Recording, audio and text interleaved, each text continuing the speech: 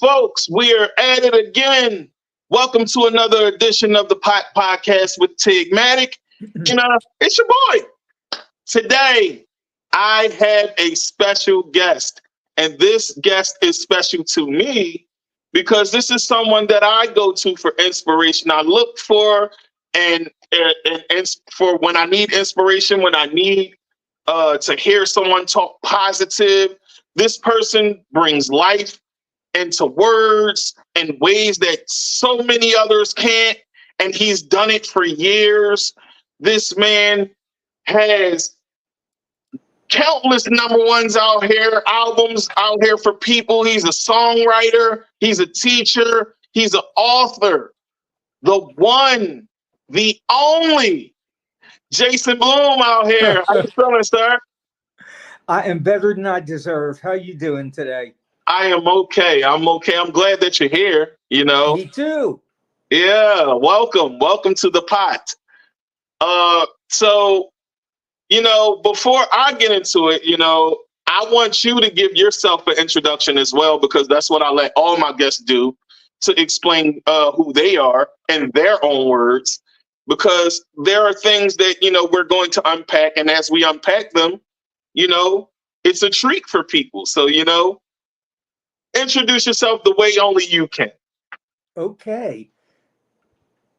You already know my name's Jason Blume. It's Blume. And I am the luckiest songwriter ever. That's who I am. And as we talk, I'm going to talk about really my favorite topic, which is how to get lucky. But I got real lucky along the way. And I think I've had, I don't even know how many singles I've had on the charts. I know that at one point I was the only writer, or one of the only writers, to have singles at the same time on Billboard's pop, R&B, and country charts. And at that point, I had 2 songs on the country charts. So that was pretty amazing. What I'm probably best known for is writing with and for Britney Spears, but please don't hold that against me. Anyway, but I first got a recording on her very first album when she was an unknown kid, and I didn't care. Oh, big deal. Some 16-year-old kid who can't sing great recorded my song. Okay. And of course, we know what happened. But then when the second album, the Oops, I Did It Again album, came around, I actually became Britney's first collaborator with my co-writer, who some of you might remember if you go way back, awesome R&B artist named Eugene Wilde. And and Eugene and I had written a song for Britney. And then it wound up that she had another idea. I might get into this more later. She had another idea for how the song should end and asked if we would get with her. So Eugene and I got with her, and that's how we became Britney Spears' very first collaborators ever. Oh, that's awesome. And I got to produce her vocal on the demo, which surprised me, because I actually said to her, if you can believe this, I actually said, wow, you can really sing. And she just sort of laughed and said, yeah, everybody thinks I can't sing. So I'm pretty well known for writing with and for Britney, but also the Backstreet Boys on their Millennium album, which last time I checked, I think it had sold something like 24 million copies. And I hope we'll get into the story of why I say I'm the luckiest songwriter in the world. And in many instances, we have to make our own luck, because that's what happened with the Backstreet Boys situation that really was completely life-changing. So I wrote a lot for TV and film, also Scrubs, Friday Night Lights, a lot of stuff. And along the way, I got to share an Emmy Award for a documentary, and then I got a nomination for another one. And the reason I say I share is it's actually the show that won the Emmy, and then all the people who contributed major aspects to it in addition to the music, the director, producer, people like that, we all got to share that Emmy Award. And, I'm jumping all over the place, but I have to share a story, because talking about that Emmy Award, this just came up. We just got to see the Olympics. Right. Well, back when I was living in Los Angeles and incredibly poor, I'll talk about that. Before you get into that, though, wait. Before you get into it, let's go. Let's dial it back a bit, just a bit, okay? Okay. Because I have a heap load of questions for you. Okay. And I want people to be inspired. You already know. You and I know what's going to happen next because we spoke on it. But so, tell the people how you got started into songwriting to begin with. Okay. That is the major key that we want to start with first. Tell people how that happened. Okay. If I really want to go back in time, as a very small child in Philadelphia. And that's where we want to go. Yes. My father, and when I say a small child, maybe I was 3 or 4 years old.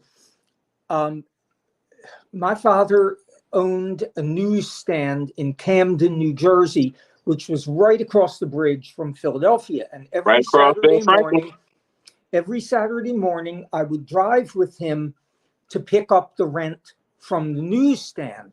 And he would put classical music on the radio and would ask me, what do you see inside that music? And of course, it was all instrumental. And I would close my eyes and I would always see, knights in shining armor. And I would see soldiers and all this kind of stuff the little 3-year-old boy's going to see, or 4-year-old boy. And I look back and I go, that's what I do now. I often, if I'm writing to a track, I'm answering the question, what is inside this track? What is this music saying to me? So that's probably where I got my real start, in my car, in my father's car on the way to Camden, New Jersey and back, imagining what was inside the classical music.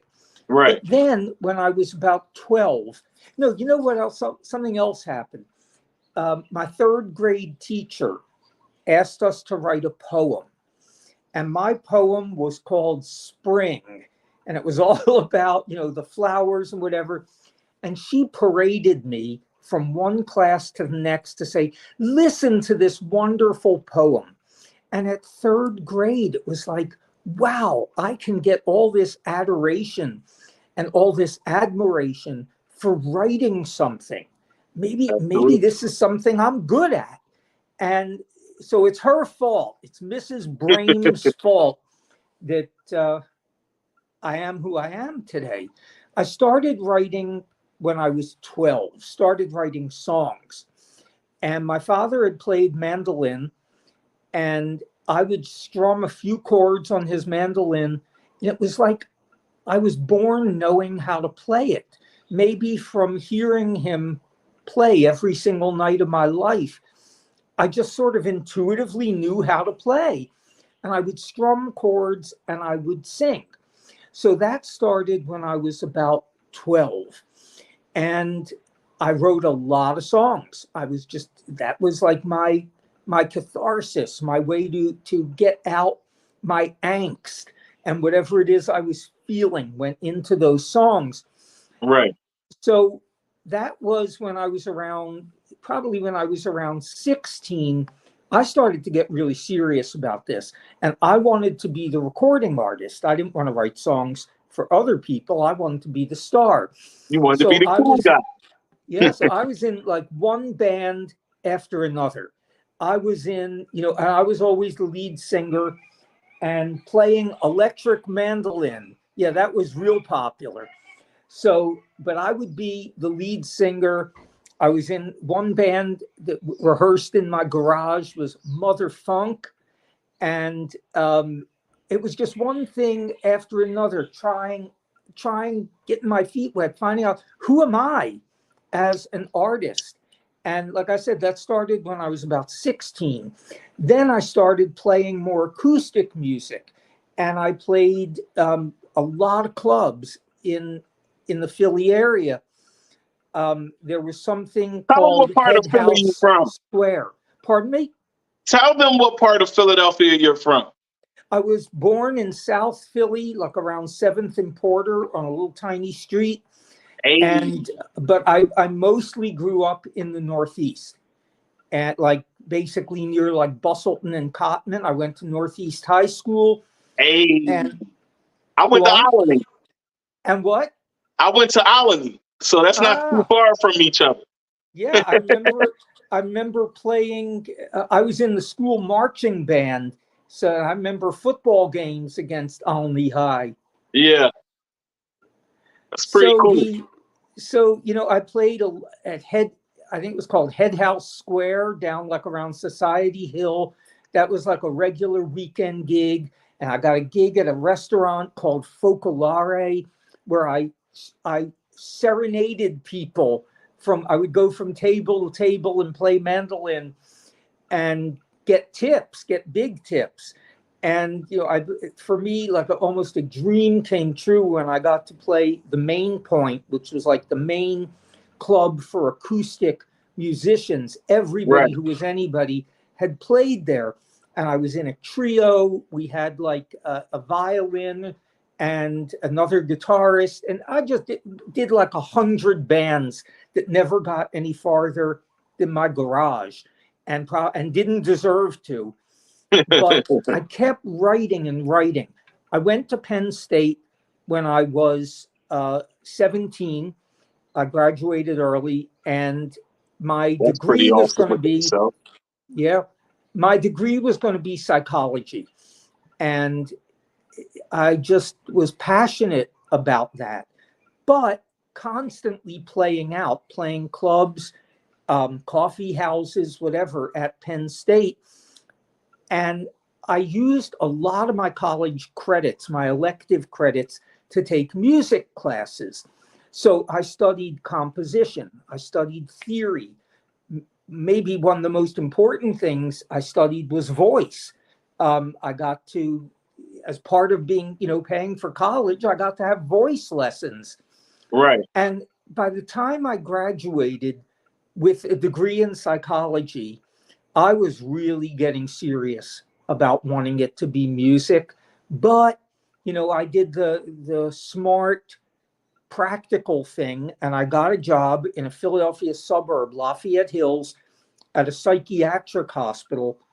And I was there for more than a year, and the turning point in my life, and during that whole year, by the way, I was playing clubs and stuff on the weekends.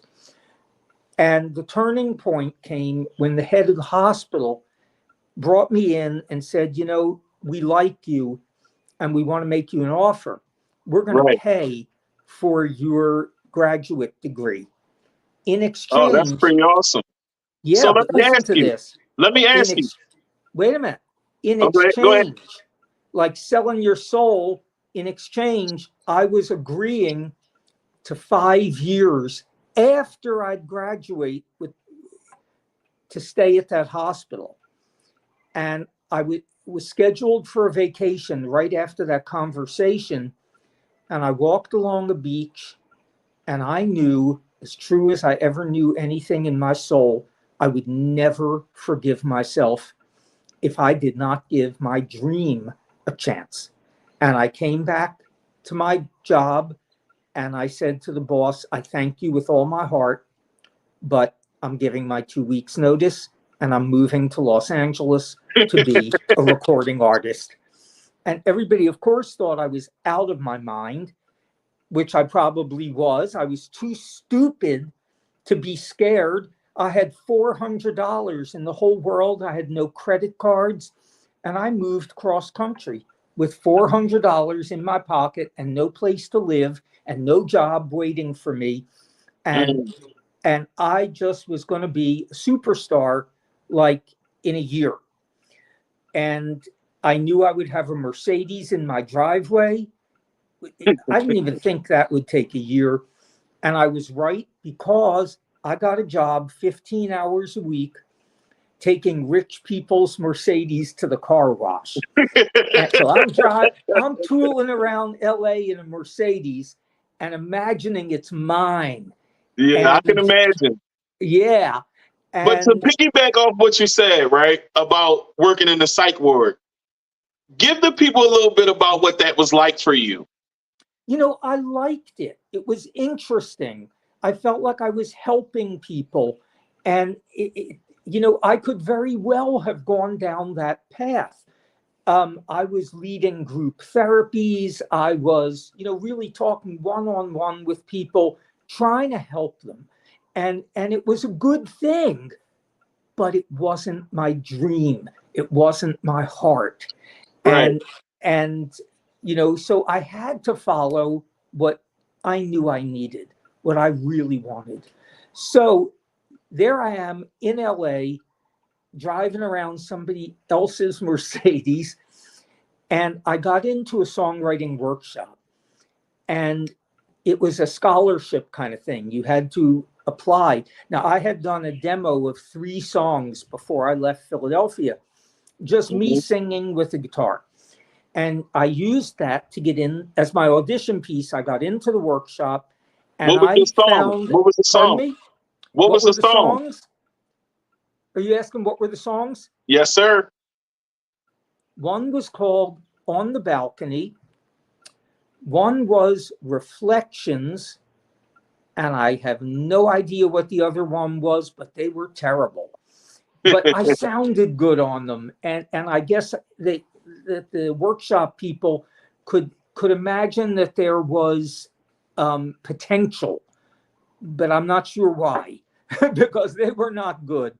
And at my first workshop, oh my God, it was in Beverly Hills in a mansion owned by a guy who had written Cry Me a River, Cry Me a River. And, it had been recorded, I think, at that point by 111 artists. And actually, I have to share a great story that he told about Ella Fitzgerald had wanted to record the song. And there was a line in the song that her record label said, oh, no, a Black singer cannot sing the line, told me love was too plebeian. They're like, plebeian? What kind of word is that? You've got to change that word. And Arthur. There you go. And he said that years later, he watched Ella Fitzgerald perform that song at a huge venue and just thought, I did the right thing. So anyway, back to the class.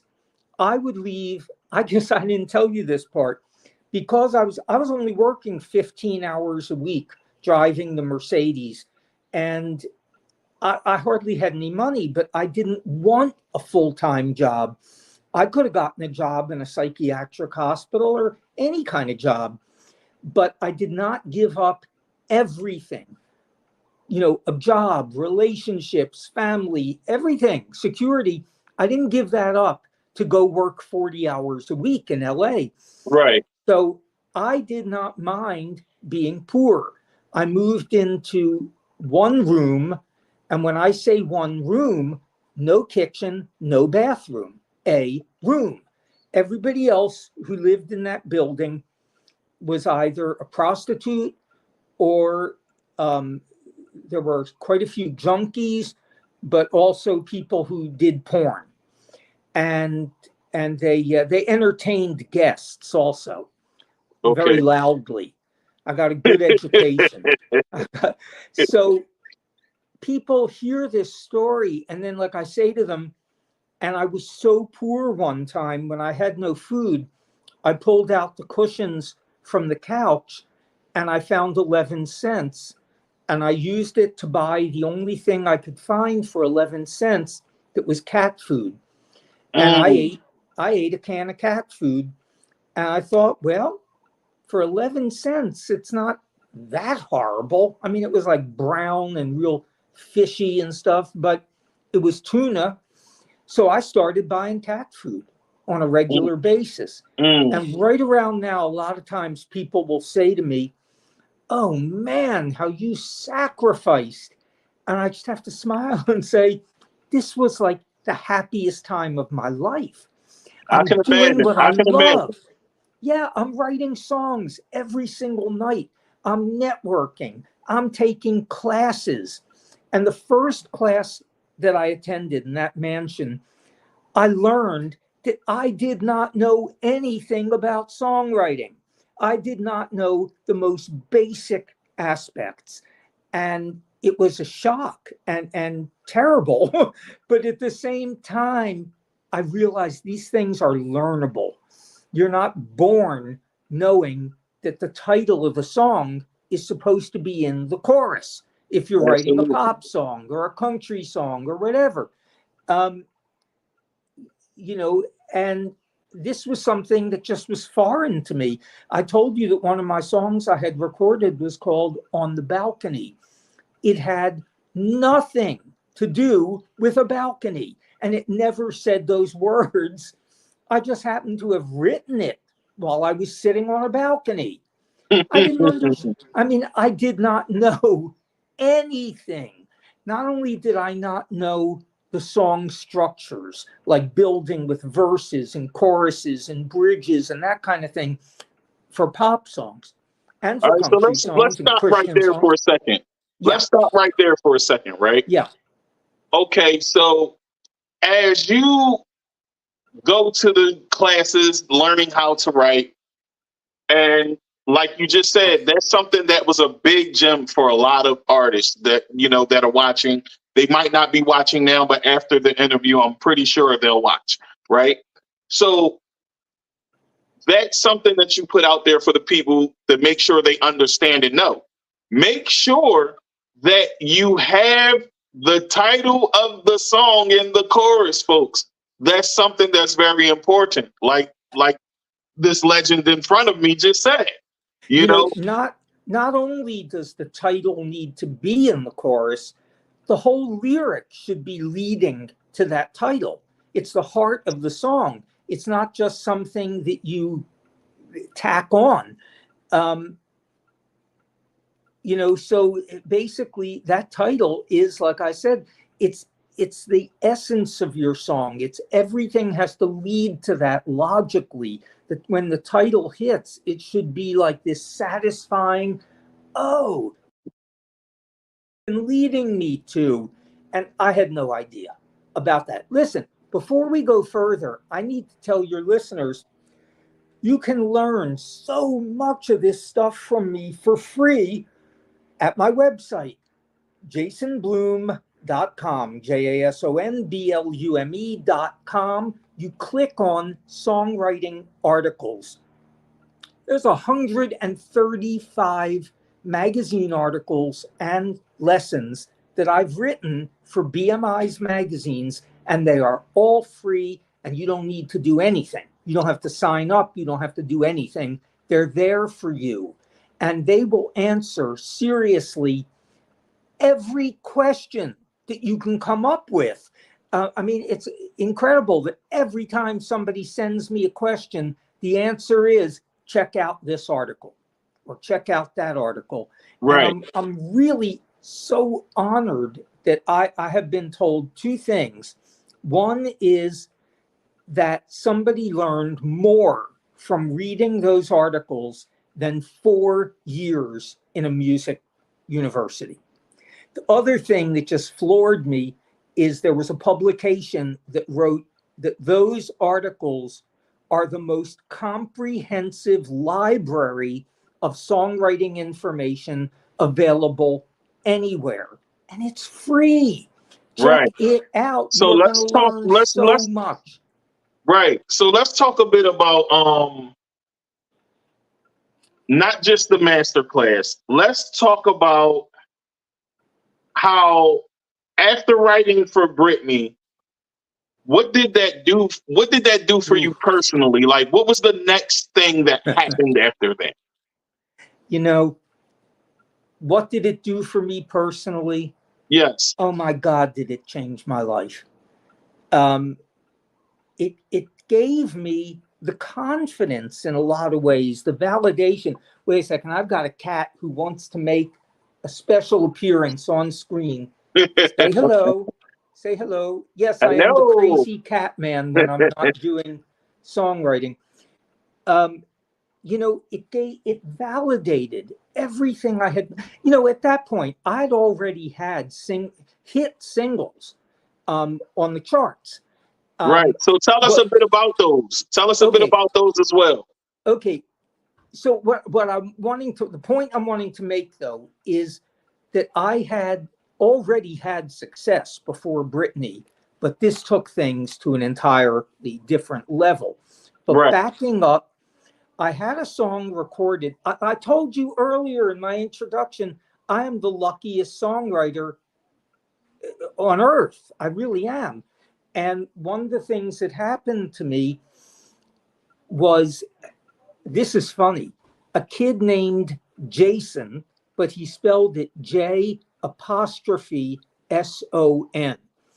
recorded a song of mine called I'll Never Stop Loving You. And he was so good. And everybody assumed, because the name was Jason, they assumed that's me, except I was not a 13-year-old adorable black kid.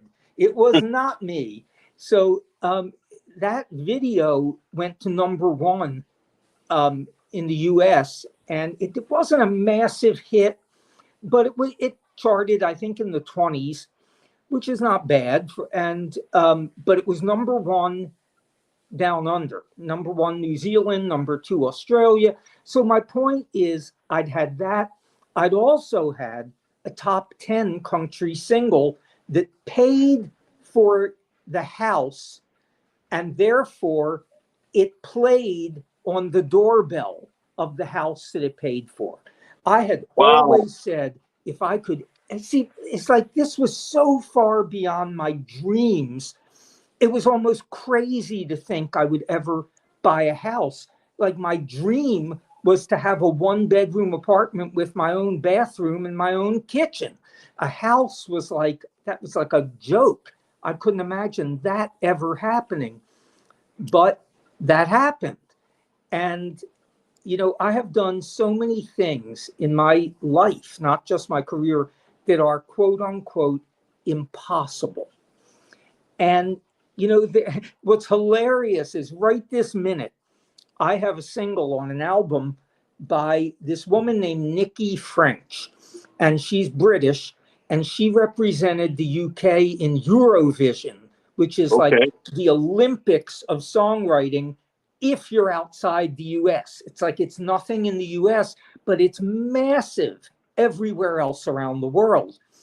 So she had represented the UK, and then she went on to have a couple of huge records. Well, she recorded this song of mine called Nothing is Impossible. And I thought, now that is an appropriate name, because that song was written 21 years ago. Yeah, and that's the one that's out now, right? It's out right now. And that album is #1 in multiple countries, on the dance charts, on the main pop music charts. And last time I checked, I can't remember, I think maybe it was number 18 in the US on the iTunes dance charts. And, so it just really in some ways says nothing is impossible. But let me tell you something. Some things are impossible. Let's get real. So let's talk about that. I'm not going to be the next Justin Bieber.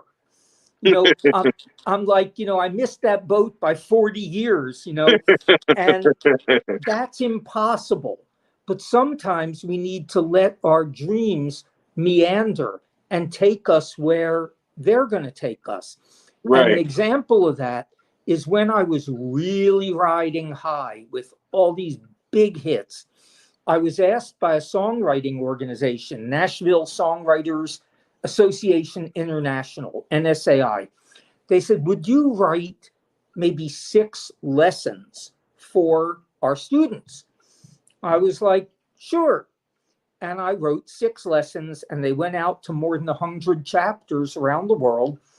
And the person who had asked me to do it said, wow, they really love these. Would you do 6 more?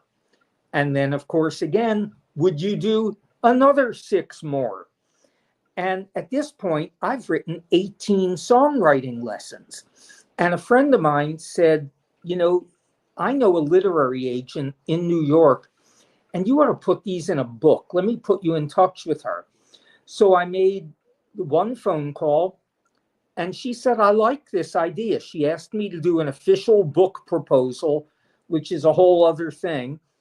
And she sent it to one place, Billboard Books, and they said yes. That's And awesome. it's like I did not realize at the time how impossible this was. It is incredibly hard to get a New York literary agent. And then to have her place the book with one call. It was like insane. But my point is, I was saying, sometimes we have to let our dreams take us different places than where we think we're going to go. Absolutely. Just like, you know, when I had been 28 years old for 6 consecutive years, meaning lying about my age because I wanted to be a recording artist, and at 28, I was already too old for I what think I at one wanted to point in do. life, all of us fellas has done that to impress people at some point. You know, when I was 13, I would tell girls I was 15 because Of I had a course. full beard already. Wow. So yeah, I can relate to that in some sort of way. But my next question to you is, okay, who is a person that you've collabed with and worked with that you'll never forget, and why? Oh, such an easy answer. I don't know if you'll remember Melissa Manchester. She had some really big pop hits. Don't cry out loud. And she won a Grammy for You Should Hear How He Talks About You. You should hear what he says. I worshipped Melissa Manchester. I worshipped at her feet.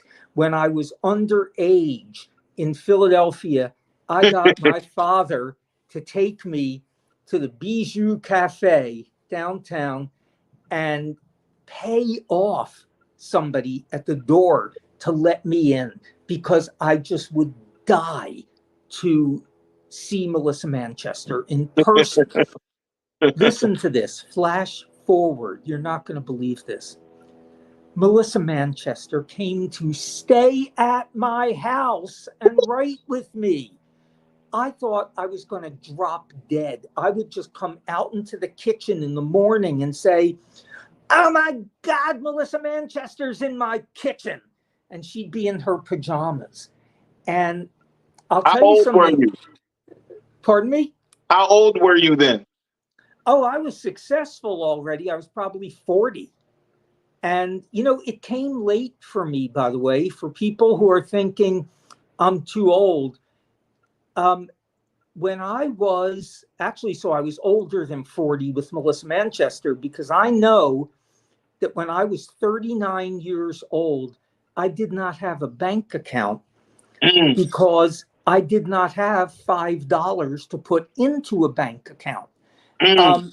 I had, nothing. And again, I was not unhappy. I was very happy because I knew I was going to be successful. And, and I remember then, flash forward, it all happened when I was 39.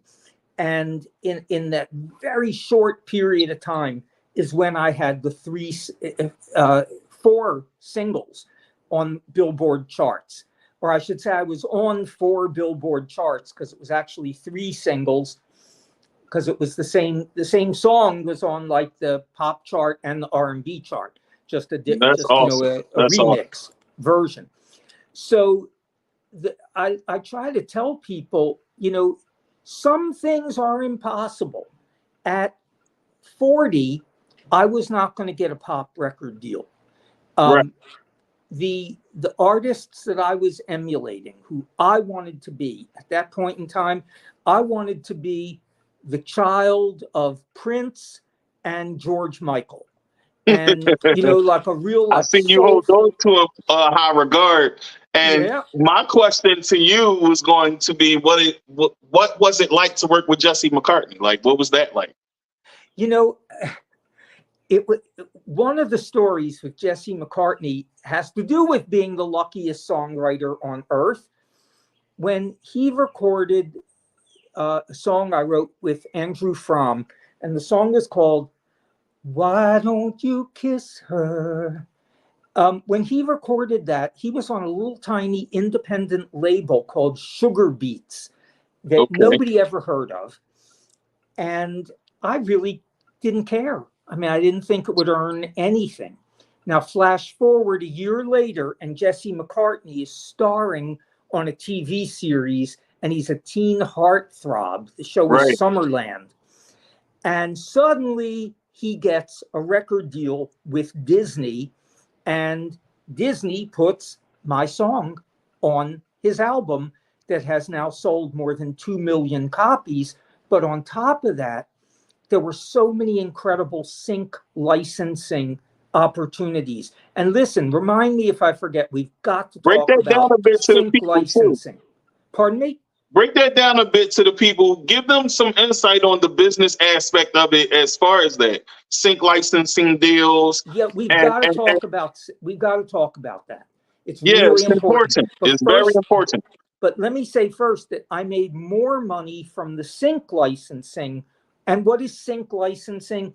Licensing your song for television, for movies, for commercials, for video games, anything like that, where it's going to be used with a visual. So, because essentially what sync licensing, SYNC, what it means is synchronizing to picture. That's what it stands for. So anyway, I made more money from sync licensing that Jesse McCartney song than I did from 2 million sales, because it wound up in a Disney TV show called Kim Possible, and it was in a movie. So anyway, I have to tell a story before we get to sync license. A woman who had executive produced the Jesse McCartney album said to me, my mother loves your song so much. She said she wishes she had written it. And I'm sort of smiling, oh, that's sweet. Isn't that nice? And I had no idea until she said to me, oh, by the way, in case you don't know, my mother is Carole King. And did you hear the screaming, Rashawn? Because you could have heard it across the ocean. I thought I was going to drop dead that Carole King loved my song and wish she had written it. Sync licensing. Listen, when I started teaching about 30 years ago, I would always ask my students, what's your intention for the song? What is your hope? Meaning, are you the artist and you want to put it on your album? Or do you want an outside artist, somebody other than you, to record the song? Or, you just wrote it for yourself, for your own fun. And it would never even cross my mind 30 years ago to say, or did you write it for TV and film? Now, the most common answer, almost always when I say, what's your hope or intention for this song? The answer is sync licensing, TV and film. Why? First of all, you literally said it before I was going to say it. I was going to ask why. Yeah. Why is because you tell me who the hip hop artists and pop artists are who do not write their own material. It's like zero. Nobody's going to go look out and say, well, I'm looking for a rap to record that somebody else is going to be credited exclusively for. It doesn't happen. Well, that You know, goes back into the conversation you and I was having before air. mhm, Right now in this time, there's actually a big debate about Drake. You know, mhm, Drake raps, but he also sings, right? mhm. So there's a lot of people out here questioning his pen. And then a lot of the ghostwriters are coming forward saying, hey, I wrote his rap lyrics. Now, Mm. for me as a rap artist myself personally, I feel as though if you're a rapper, your ideas should go straight to the paper and they be your own because you should be writing based off experience. But as a singer, it's totally different because like you do, this is your career. So you do this. You write the song for the singer and the singer goes out there and execute. So that's a But totally different lane. but there's a big difference in that when I write a song, but a singer records it and performs it, I'm credited as the writer. But Right, you're talking about somebody who's a ghost writer, who's right, not being credited. correct. Um, you know, I think if they're getting paid an insane amount of money for their contribution, maybe it makes sense. But I can't imagine doing that. I think that is just absolutely horrible. And it makes me think about the Lizzo song "Truth Hurts," where that opening line, and I think opening lines in songs are so important. I'm trying to think the exact opening line. I had a DNA test, so I'm 100% that bitch. Well, it turned out she didn't write that line, which to me is the best line in the song and the line that made me crank up the radio and go, oh man, this is something special. But in time, they worked it out. And the person who actually wrote that line is credited on the song. Now, I'm not going to say that there are no situations that really are just so unethical and ugly where an artist says, you know what, there's only one thing missing for me to record this song, and that's my name on it. And I'm not going to say that that doesn't happen. And I won't name names. I won't. But I do know superstars who do that. But there are also many, many situations where you co-write with, essentially you're co-writing with the artist. You might not ever be in the same room. You might not ever even meet them. But if they're going to take the essence of what it is that you've written and they're going to make it into another song, you got to be credited for that. And most of the time, I do see that happen. But there's scum in every pond, and you just have to make decisions based on what am I going to get out of this? Is that I'm in business? What is the smart business decision?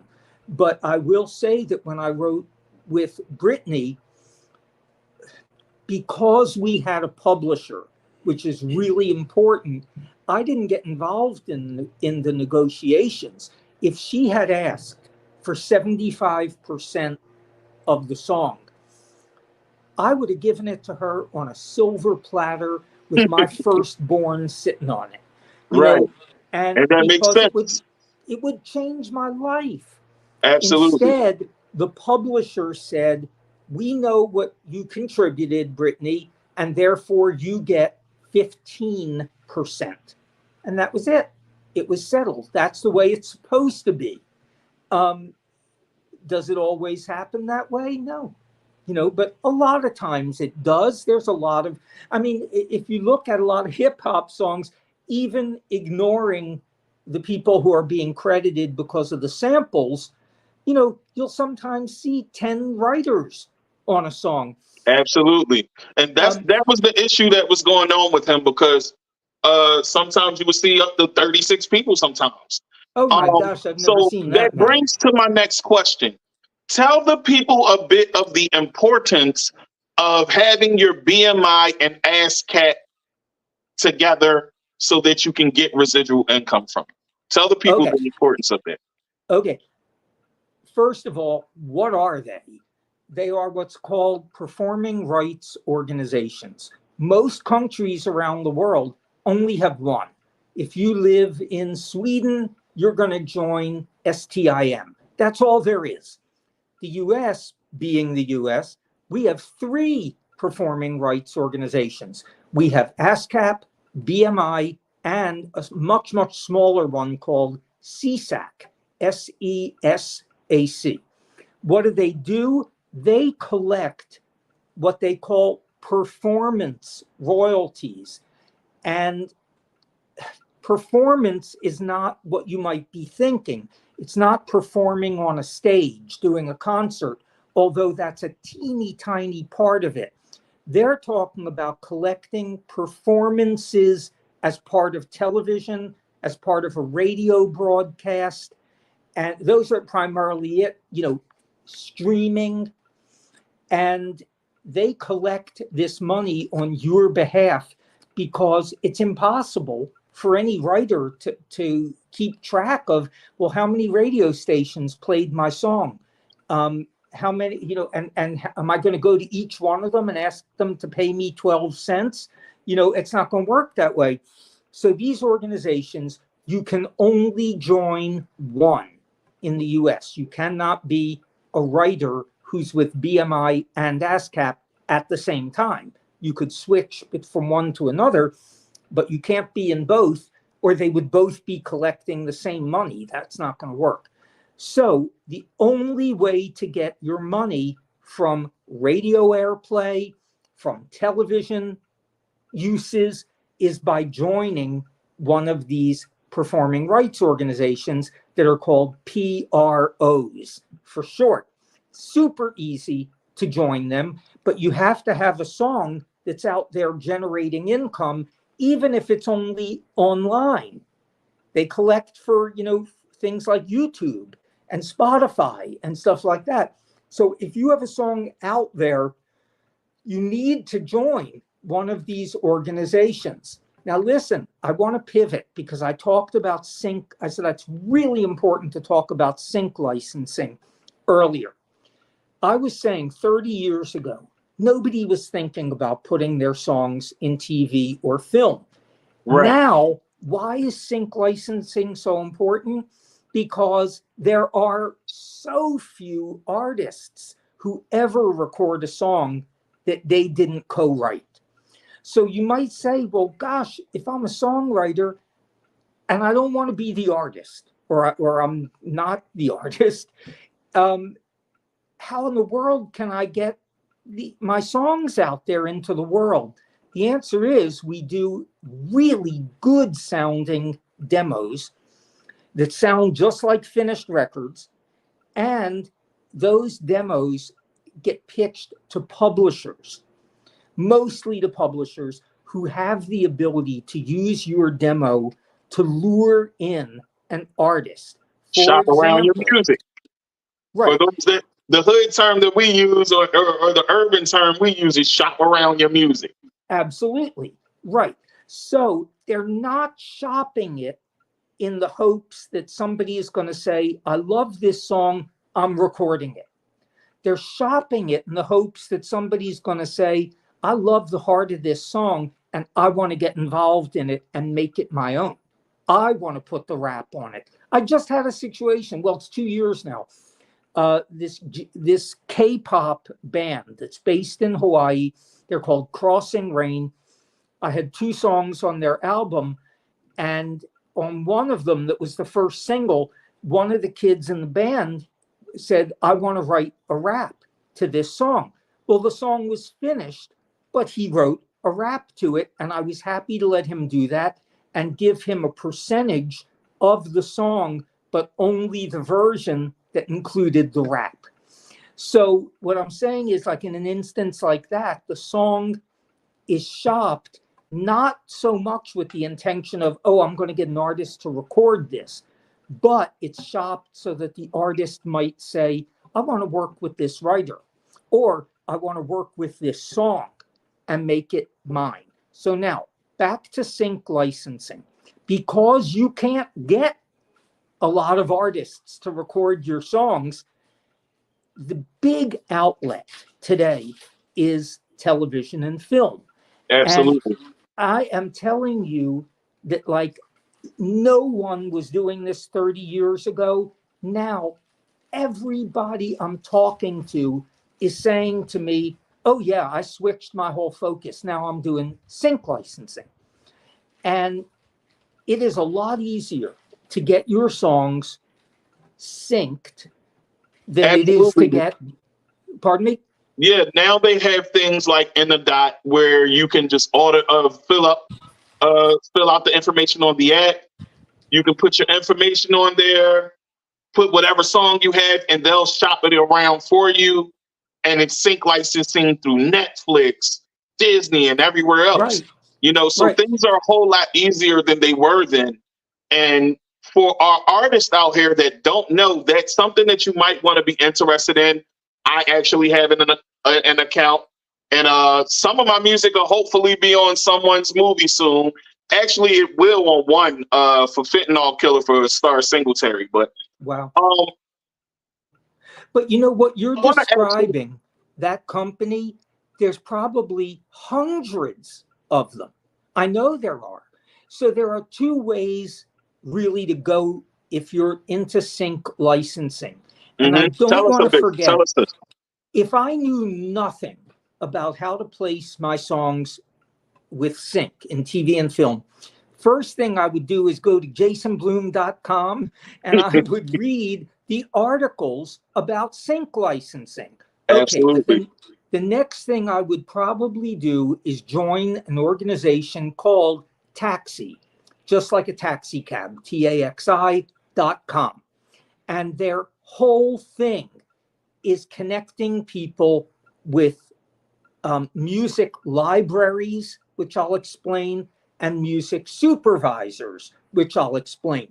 The libraries are just like a library has like tens of thousands of books. A music library has thousands of musical pieces. And when you register your song with that library, you're describing, who it sounds like, what the tempo is, what's the instrumentation, what are the lyrics saying. So it's a time-intensive job to get your songs in these libraries. But believe me, it's worth it. And here's the important thing. I'm going to go out on a limb and say like 90% or more of the songs in those libraries are independent artists like you, if you're listening. And they are not looking for big famous artists. They can't afford $500,000 for a Beyonce track, but they can afford $5,000 for a track that sort of sounds like Beyonce. Now, what is probably the most used type of music in sync licensing? Hip hop. Now, I just interviewed somebody who works with a huge number of artists who are seeking to place material. And they said that in their experience, the hip hop that is easiest to place sort of has one foot in the pop market. That it's not, 100, maybe it has like a sung chorus or something that's hooky, but something catchy. Yes. So my huge suggestion to anybody who is an artist or just a songwriter out there, you need to be pursuing music libraries, which you can Google, and many, many of them absolutely will listen to your unsolicited demos, as long as they don't sound like demos. Because you know what? They're not going to re-record them. They're going to take what you send and they are going to put it into the film or the TV show just as is. So it's got to sound like what Taxi calls broadcast quality, meaning it can be recorded in your house. It just shouldn't sound like it was recorded in your house. Right. But I'm going to guess 99% of those things that get placed were recorded in somebody's house. So this is an area that is just critical for you to pursue. It's not, like thinking, oh, I want my song recorded by Beyonce. That is a pipe dream. but getting my song in a TV show is not a pipe dream. I'm going to say, I'm not joking. I've worked with tens of thousands of songwriting students over the years. I've been teaching workshops more than 30 years in more than a dozen countries. A day never goes by that I don't hear. Listen to this. A day never goes by that I don't hear from somebody saying to me, I just got a song in a TV show. I just got a song in a big movie. Happens all the time. It's not impossible. So I urge people. I was starting to say there's two ways to do this: music libraries or getting to the music supervisor who actually makes the decisions about which songs go in the TV show or the movie. The problem is it's really hard to get to the music supervisors. Very hard. So, yeah, it's very hard to talk to the big wigs. Right. So therefore, you can go through Taxi that has, I'm not going to get into explaining how Taxi works, because if they go to the website, people can learn about it. Absolutely.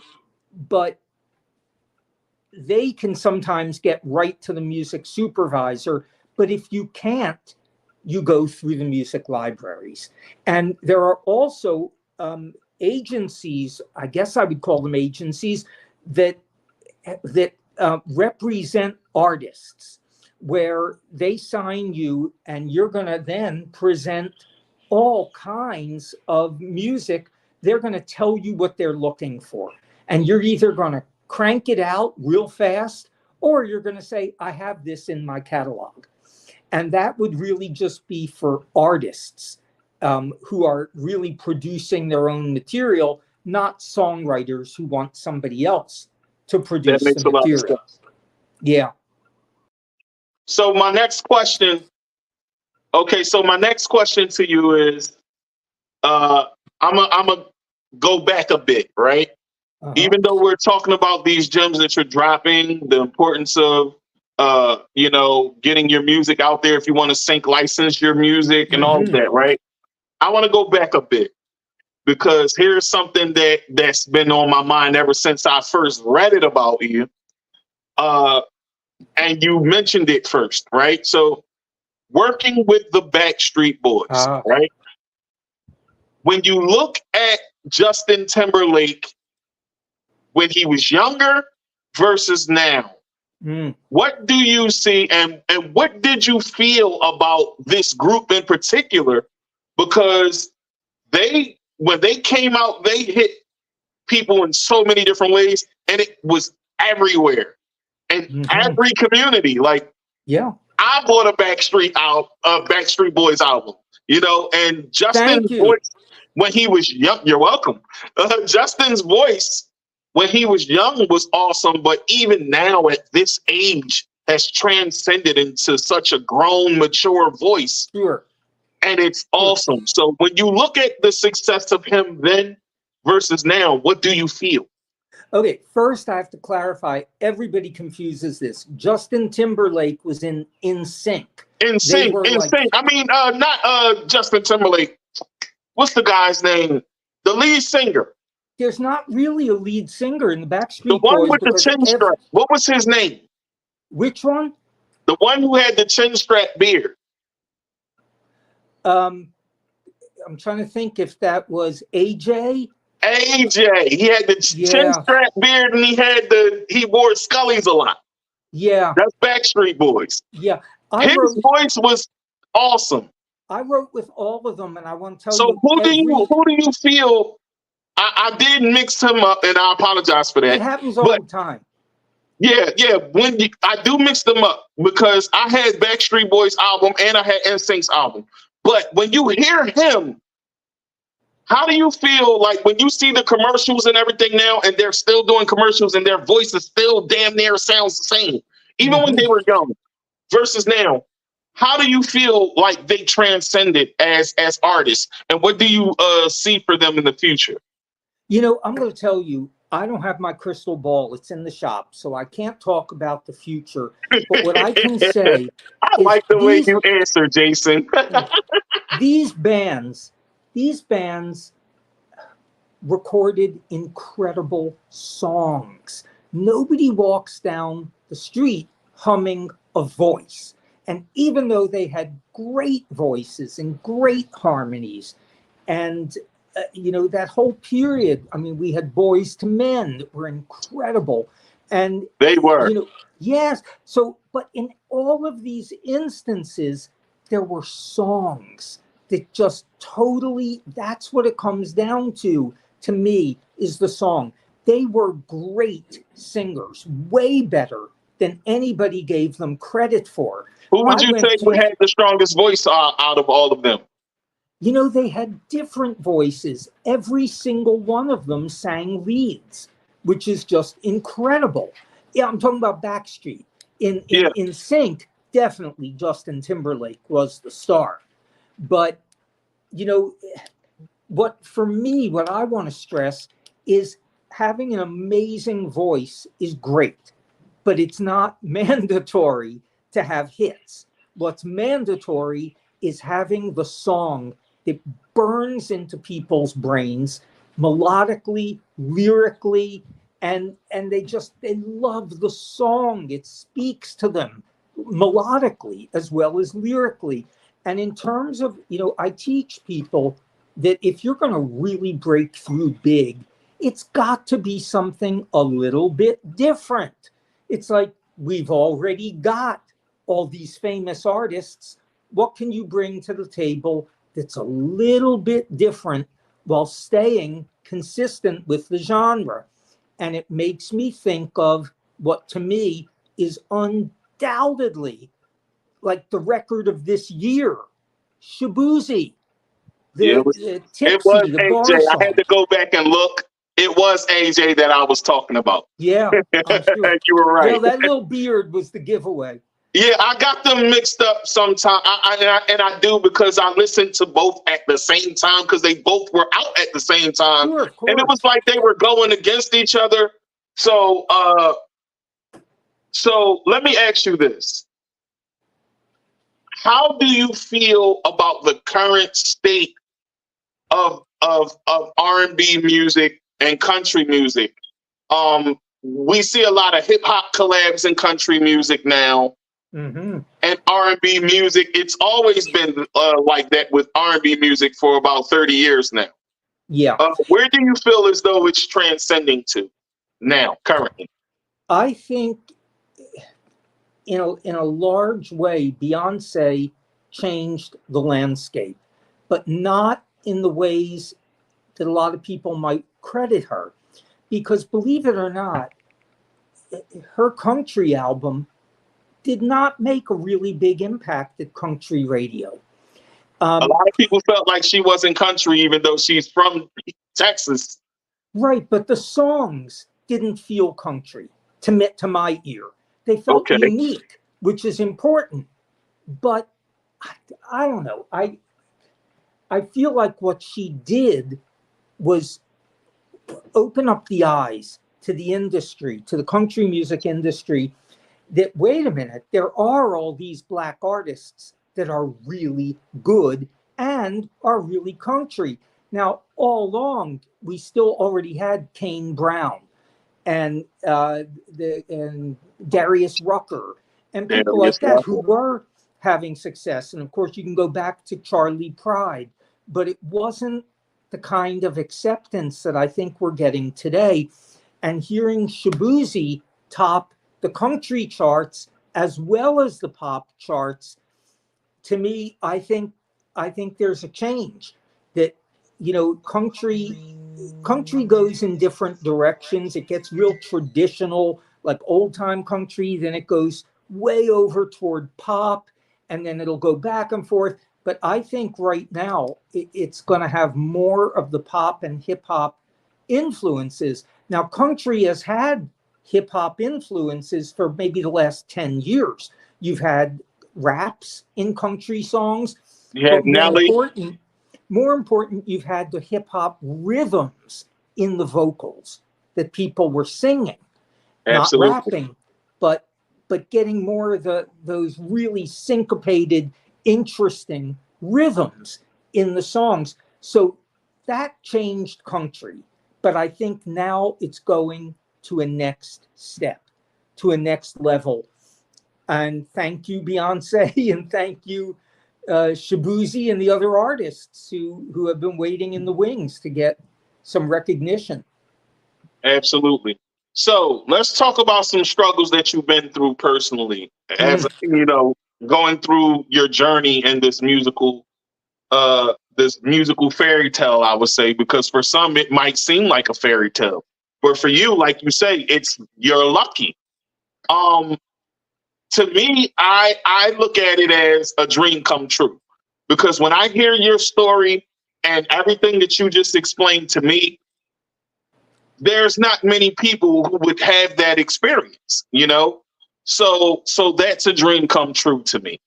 So tell me a bit about the things that you struggled with as a songwriter, doing what you do, and how you overcame them. You know, I think the how you overcame them is the most important part. Absolutely. Because not only in songwriting, in life, there are always going to be obstacles, always going to be challenges. And the whole key is to find the ways around those, as opposed to saying, oh, well, I can't do this. And, you know, I had a lot of limitations as a songwriter. I told you earlier, I'm not a track producer. I tried it and I hate it and I'm not good at it. And it just made more sense for me to hire the people who could really do what I couldn't do, the people Absolutely. who could augment what it is that I do. So initially, that was a brick wall, I thought, because in the beginning, I couldn't even necessarily figure out the chords if they were complicated. I couldn't figure out the chords in my head. I heard them, I knew what they were supposed to be, but I couldn't play them and I couldn't tell you what they were. Right. So did that mean I can't write melody? Do I have to just be a lyricist? No. What I found is I could write by singing a cappella into my phone, then and then I'm not limited by my own ability with chords. Then I can go try and figure out what the chords are. And if there's something that I can't figure out, then I paid somebody to say, can I give you $20 to sit with me for 5 minutes and tell me what is this damn chord that I'm hearing here when I sing it for you? And that was not a collaboration because we were crystal clear up front. All I'm doing is paying you to translate what's in my head into a chord. I'm not asking you to write this song with me, but it is so important to be clear about what is going on here. Are we co-writing, or am I paying you to do a track for me? See, in Nashville, where I spent 25 years writing pop music, but also country music, they just wouldn't dream of paying somebody for a backing track. It's like, that's just, you pay musicians one fee, and then that's it. They don't get credited for playing on the track, even though they might come up with the best hooks in the whole track. But you move outside of Nashville, or even to some extent now, a little bit in Nashville, sure, if you're doing hip hop, if you're doing R&B, where the chords, where the beats, where the track is critically important, in those instances, you've got to decide what is the split going to be. And it's too late when that song's already a hit. That's got to be handled with a split sheet while you're sitting there writing the song. And I know somebody, for instance, who played on a Jason Derulo track. He played guitar, and he is credited as a songwriter, but what nobody realizes looking at it is he only has 10% of the credit. But he came up with a hook and got credited for it. if he Right. did that exact same thing on a country song, there is no way that he would get credited. So Right. the key is Because that that's you've one of the got key elements of country, the chord. right. And in Right. country, most of the time, the chord is not going to be anything out of the ordinary.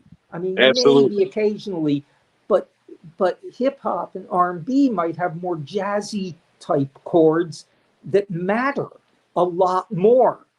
But also it's the beats, it's the grooves. So if I'm going to write to a pop track, the track writer is going to get 50%. And that's what we're going to agree upon. That's just standard. And I am going to write 100% of everything that comes out of the singer's mouth, the melody and the words. But that is only going to be worth 50% because in those genres, the track is that important. So it's really important to work this stuff out. And to come sort of full circle to your question, this was a big challenge for me as a songwriter, thinking I'm too limited. I can't write melodies because I can't do the tracks. But instead, I found my way around the brick wall to say, okay, I can hire people to do tracks, and I can hire people to help me figure out chords. And, you know, you don't have to be able to do everything. You just have to be able to do at least one thing incredibly well. Oh, You know, man, that's awesome. Mhm. So let's do the thing that we talked about earlier. You know, let's inspire the listeners and the viewers. Let's inspire them in a way where they can get a full understanding of what it is we're talking about, what it is we're doing here. Because this was, like I said, it's a special interview for me because you're someone I look up to.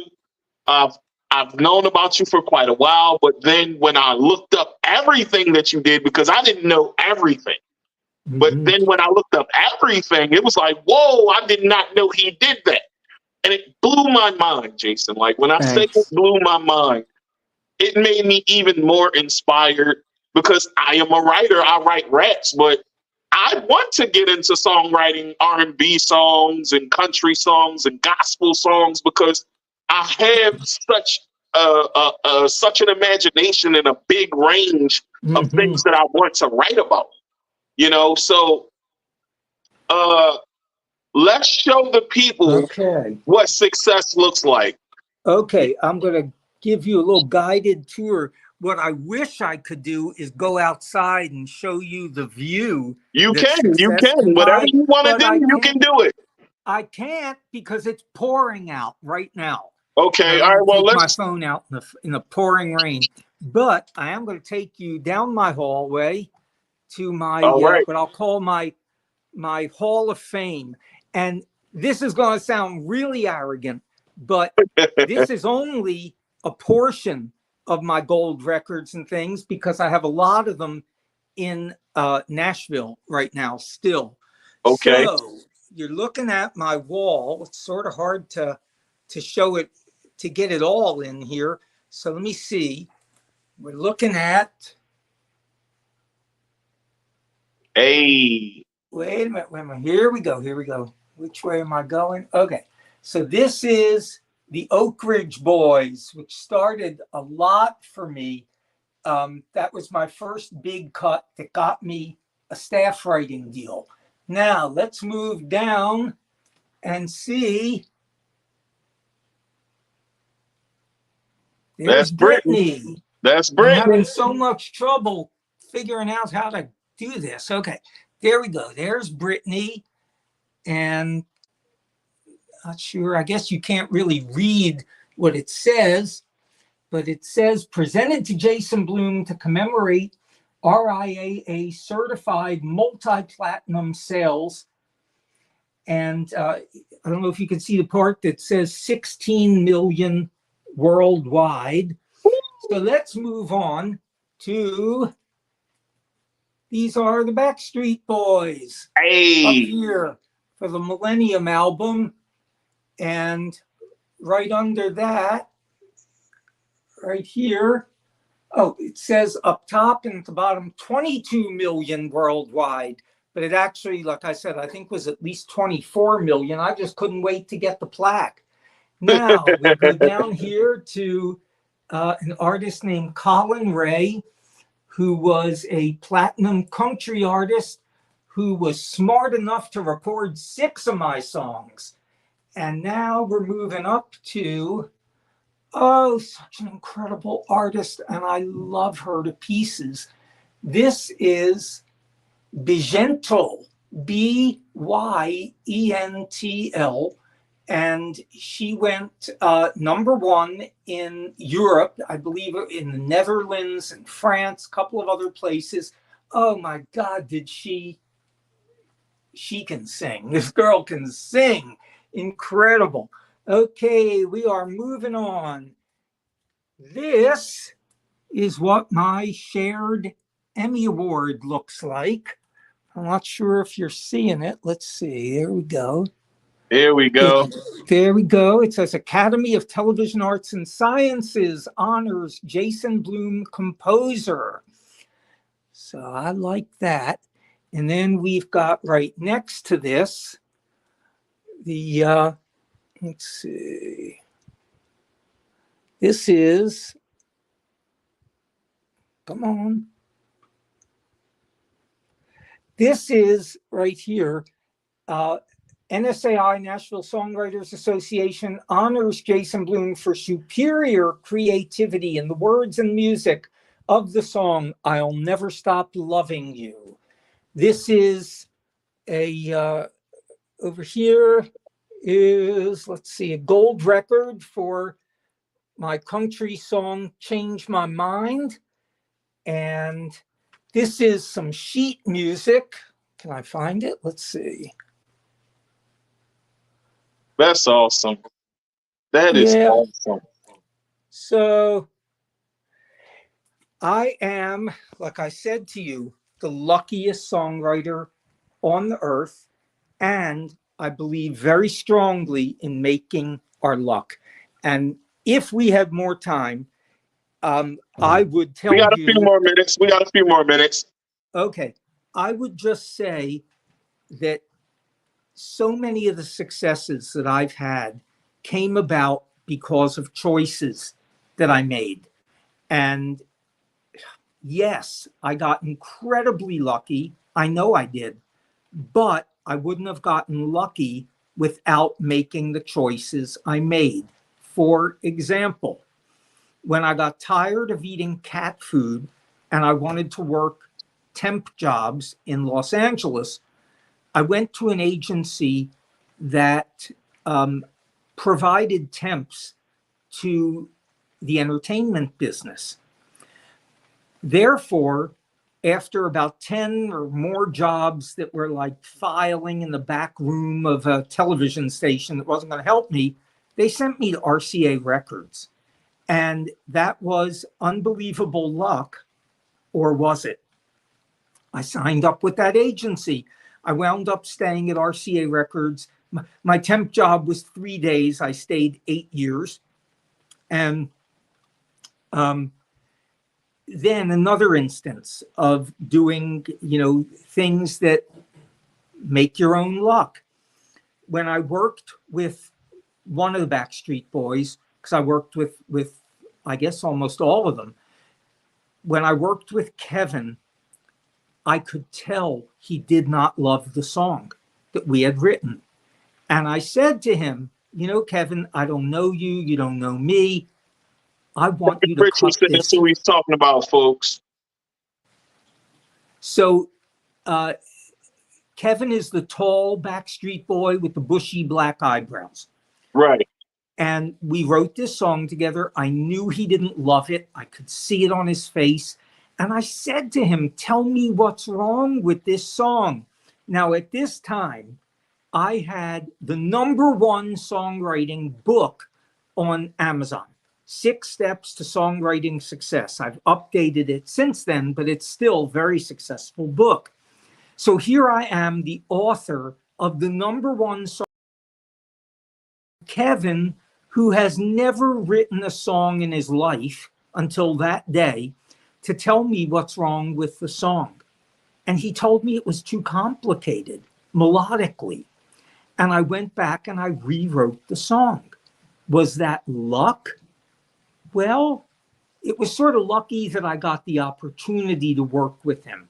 It's a long story. I only got that opportunity because somebody else canceled. But it wasn't luck that made me rewrite the song to get it on that album.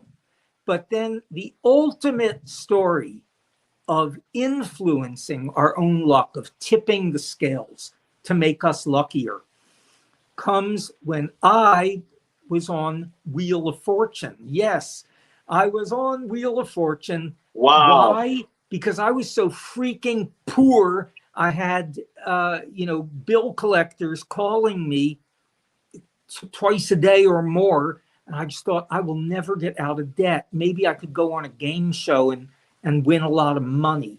So I auditioned for Wheel of Fortune and I failed the audition. It was incredibly tough, way harder than you would think, because they say, when the cameras are in your face, you wouldn't even recognize if the puzzle was your own name. Right. So they need people who are exceptional. Yes, so, it seems like a lot of pressure on that show. I used to watch it with my grandmother a lot. Mm-hmm. Well, I went back 3 months later to take the test again. I had studied everything you could study about how often different letters of the alphabet occurred. I knew if there was no clue, I knew which letter had a statistically better chance of being called than any other letter. Right. And I did word puzzles and I studied these kinds of things. And not only did I ace the test, I got on the show. Now, remember, that was not pure luck because I worked at it. Now, the people next to me, you said a lot of pressure. I swear to you, I could see this woman's lips quivering with fear. And of course, she made stupid mistakes. She called letters that were already called. She missed solving puzzles that were obvious. And then it would go to Jason. Jason, who is used to speaking in front of lots of people because I've been teaching. And Jason, who is an extrovert and comes alive when the cameras are in my face. Yes, I can definitely see that. I freaking cleaned up. I became a 3-time undefeated champion who walked away with a new car, a trip to Mexico, all kinds of stuff, and enough money to write a check and be out of debt. And I've never had 1 penny of debt since then. So, luck, was I just lucky? Yes, I was lucky to not hit a bankrupt at certain times. I was lucky to not lose a turn. I was not only lucky because I studied and I did what I needed to do to give myself an edge. And that is what we have to do as artists and songwriters. Give them a compelling reason to choose you instead of any of your other competition. Hey, that's a gem, folks. Y'all hear that? That's the deal. It's what we've got to do. They're not going to pick you just because you are nice. It's got to be something in that music that's pushing the envelope, that's exceptional, that's better than just well done. And with that, I think I'm going to end because I think that pretty much covers it. Yeah, that does covers that covers everything, and I want to say this to you. Everything that you just told us today was very informational. It was very clean. and precise and straight to the point. I appreciate you for coming on my show, sharing your story, sharing your vulnerability. And like you said, you're an extrovert. You're great at speaking with people. And that's something that I enjoy a lot, because sometimes when people come on my show to talk about the vulnerable things they've been through, they have a hard time doing it. So for you to do this was a breath of fresh air as well. And everybody that's been on my show has been a breath of fresh air, because when I first started, I felt as though this would be hard to do. But now that the more I do it, the more I realize that, hey, there are so many people with so many different stories, and you never know what a person's been through. So with you coming on, I want to say I appreciate you. I look up to you. I thank you for coming on once again. And we got to do this again. We have to do it again. Sounds good to me. I'm going to close by telling everybody one more time, please go to jasonblume.com and get those articles that are free, that will really help you. And you'll also see when you go there, you can get a free weekly newsletter with really, really helpful tips. And I hope you'll do it. So thank you. Best of luck on your journey. Thank you. Thank you. I appreciate you, sir. You are so folks, welcome. There you have it. Jason Blume came on the Pot Podcast with Tigmatic, and he gave some gems to you folks. So I hope that you enjoyed it. I hope that you soaked up the knowledge and you continue on what you want to do musically. And you know that without God, anything is impossible. Everything's possible with God. So without him, it ain't going to work. So I'm going to say that. So with that being said, thank you for coming on once again. And to the folks out there watching Music Dreams USA Radio, Hustle 215 Radio, y'all know what it is. Hey, we're out of here, folks. Till next time. Jason, you stay on. We're going to talk.